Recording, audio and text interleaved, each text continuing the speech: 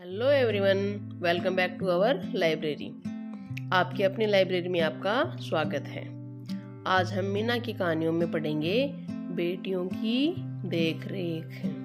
तो देख रेख की आवश्यकता तो सभी को होती है, बेटों को भी होती है और बेटियों को भी होती है। तो इस कहानी में ऐसा क्या होता है, मीना ने अपना क्या कमाल दिखाया और ये कौन है जिसने अपने कंधों पर एक लड़की और लड़की को बैठा रखा है। तो हम चलो देखते हैं मीना की कहानियाँ में पढ़ते हैं बेटियों की देखरेख। अगर आपने मेरे चैनल को अभी तक सब्सक्राइब नहीं किया है तो तुरंत ही सब्सक्राइब कर लीजिए। आपको मेरे चैनल पर इस तरह नई कहानियाँ, मज़ेदार कहानियाँ देखने को, सुनने को, पढ़ने को मिलेगी और नई नई जानकारियाँ मिलेगी। तो तुरंत ही मेरे चैनल को सब्सक्राइब कर दीजिए और अगर कहानी पसंद आए तो लाइक कीजिए, शेयर कीजिए। तो चलो शुरू करते हैं बेटियों की देख रेख। मीना एक हंसमुख छोटी बच्ची है। वह अपने माता पिता, दादी, भाई राजू और बहन रानी के साथ रहती है। प्यारा मिठू तोता उसका सबसे अच्छा दोस्त है। इस कहानी में मीना एक बीमार छोटी लड़की की मदद करती है और उसके माता पिता को यह एहसास करा देती है कि बीमार पड़ने पर लड़कियों को भी लड़कों की तरह देखभाल और तुरंत इलाज की आवश्यकता होती है। एक दिन मीना और राजू को माँ स्वास्थ्य केंद्र ले जाती है। डॉक्टर जांच के बाद बताती है कि वे दोनों ठीक है। थोड़ी देर में डॉक्टर एक मरीज को देखने दूसरे गांव जाने वाली है। स्वास्थ्य केंद्र से बाहर निकलते ही मीना और राजू को एक घोड़ा गाड़ी आती दिखती है। करतब दिखाने वालों का परिवार मेले में आया है। घोड़ा गाड़ी में 3 बच्चे बैठे हैं। उनमें से एक लड़का और एक लड़की बहुत बीमार लगते हैं। लड़के का नाम पासा और लड़की का नाम सबीना है। मीना और राजू देखते हैं कि बीमार लड़के के पिता उसे डॉक्टर को दिखाने ले जा रहे हैं। उन दोनों ने बड़े लड़के कमाल से पूछा कि क्या हुआ। वह बताता है कि छोटे भाई पासा को बुखार है। कमाल की छोटी बहन सबीना भी बुखार से तप रही है। बच्चों के गाड़ीवान चाचा कहते हैं कि लड़कियों को इलाज की जरूरत नहीं होती, वे तो बस चाय पीकर ठीक हो जाती है।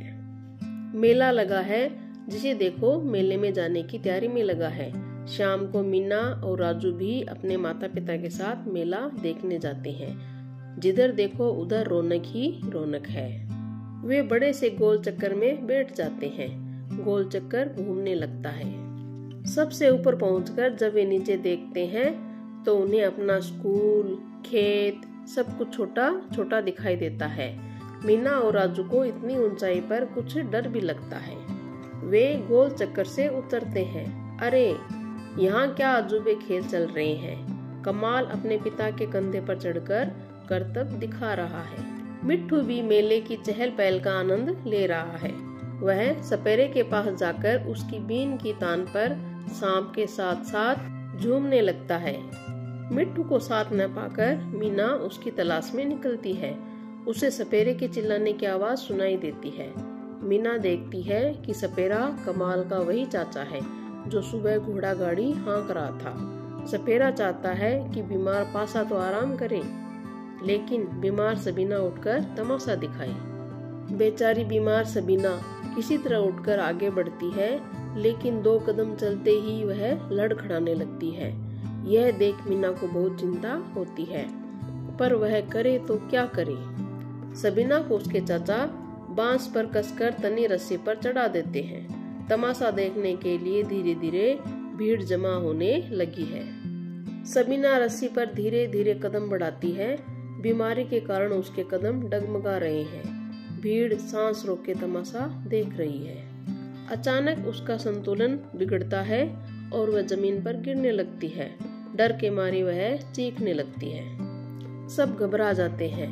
बीमार सबीना धम से जमीन पर आ गिरती है। उसकी माँ जोर जोर से रोने लगती है। पिता उसे गोद में उठा लेते हैं, पर वे समझ नहीं पाते कि क्या करें। मीना को ध्यान आता है कि डॉक्टर दूसरे गांव जाने वाली है। वह चिल्लाती है, जल्दी करो, डॉक्टर के पास चलो। सबीना के माता पिता के साथ मीना घोड़ा गाड़ी की तरफ भागती है।